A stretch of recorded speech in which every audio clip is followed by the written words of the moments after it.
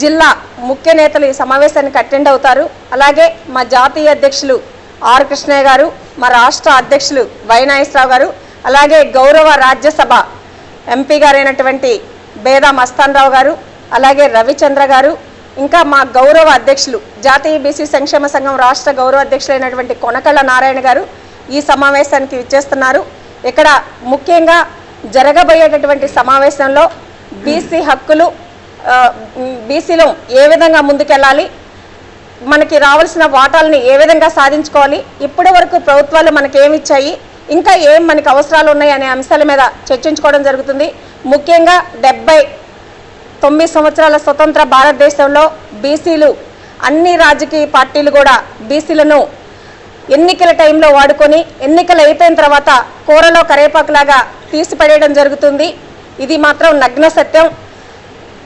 ఓట్లేసే యంత్రాలుగాను, నాయకులకి జిందాబాద్లు కొట్టేవాళ్ళుగాను, కటౌట్లు కట్టేవారుగాను మాత్రమే వాడుకున్నారు.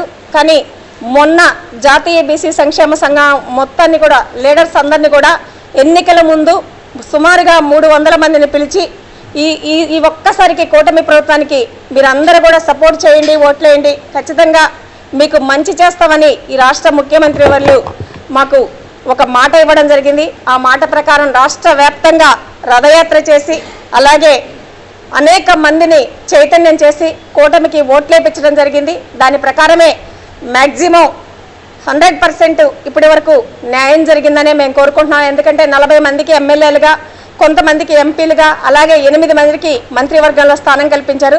దీనికి కూటమి ప్రభుత్వానికి ధన్యవాదాలు తెలియజేస్తున్నాం. కానీ ఇంకా అనేక మంది అసంతృప్తితో ఉన్న వాళ్ళందరికీ కూడా బీసీలకి పదవులు ఇచ్చి వాళ్ళకి న్యాయం చేయాల్సిన అవసరం ఉంది.